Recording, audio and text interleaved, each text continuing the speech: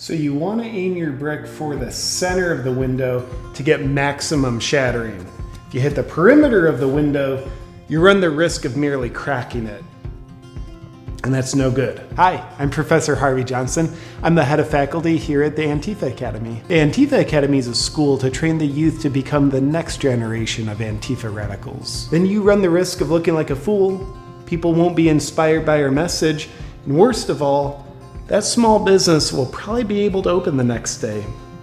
And none of us want that. We're here to help society by hurting society, which is fundamentally the most effective way to help society. Now class, when something happens we don't like, who do we take it out on? Ooh, small businesses? Here at Antifa, we're against fascism, and we fight fascism using fascist principles, such as oppression, complete power, and silencing opposition. Because fascism's wrong. Most people mistakenly believe Antifa is just a bunch of angry white people with no direction getting together to make a fireworks show out of cities around the US. But we stand for something much more than that.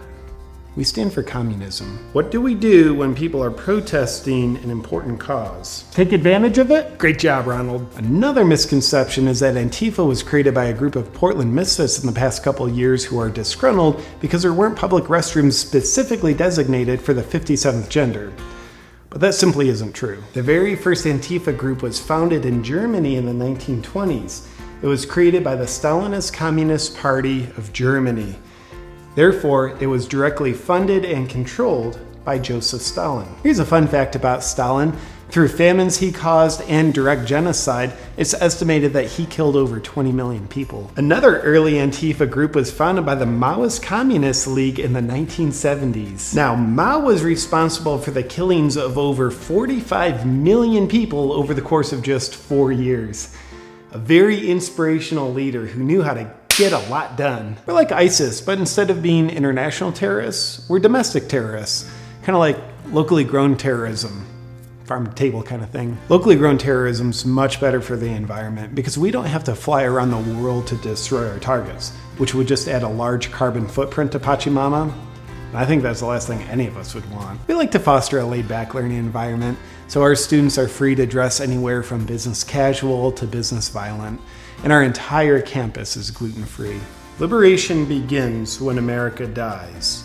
By liberation, I do mean communism. We've cleverly named ourselves Antifa, which stands for anti-fascist. So that means if someone opposes our violent ways, as in they're anti-fascist, then mathematically speaking, that makes them a fascist. It's kind of like if a child molester wore a shirt that says anti-child molesting, then if you spoke out against that person, that would make you for child molesting.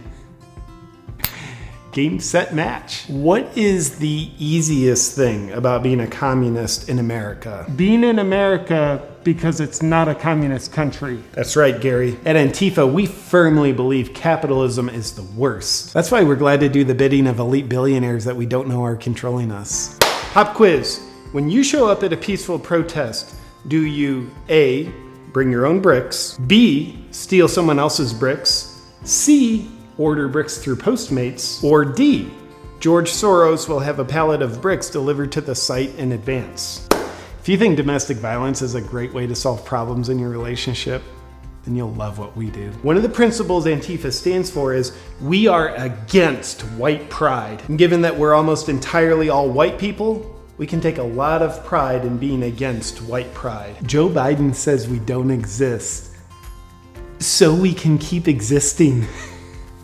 Little sleight of hand by our quick-witted dictator. There's a reason why when you type in antifa.com, it redirects you to Joe Biden's site. He stands for everything we do, except he doesn't dress like a ninja, and he slurs his words more. From a kinesiological perspective, what's the proper way to warm up one's rotator cuff prior to throwing Molotov cocktails? If you're man enough to hide behind a black mask while you come out and destroy other people's property and sucker punch journalists in the face, and even commit the occasional murder just for good measure, then please consider joining Antifa. It's just like Gandhi always said, destroy the world to be the change you wish to see. The thing that would surprise people the most about Antifa? Probably how much cardio you need. You're a good candidate for Antifa if You're still looking for a sense of belonging. Your nuclear family was destroyed the way BLM tries to do. Your father never held you when you were younger. You spent your childhood harming animals. Or you're just looking for a sense of adventure in your life. Right now, we're accepting applications for our fall semester. Welcome, class, to your first day of Antifa training. I just fact-checked something. I want to stay connected with you. Fact! And I don't want to leave the chances of you and I staying connected in the hands of big tech or any platforms with censorship and potential deplatforming. That's why I want to invite you to join my Awaken Warrior newsletter list. It's a way to ensure that you and I stay connected no matter what. And it's a way for you and I to communicate behind the scenes about things that really matter that I can't necessarily put out on regular social media. As well as you'll be the first to know when I release new videos, have special offers, and just think my handsomeness went up. So if you'd like to join me behind the scenes and ensure we stay connected, just go to awakenwithjp.com/join me. I look forward to communicating with you behind the scenes.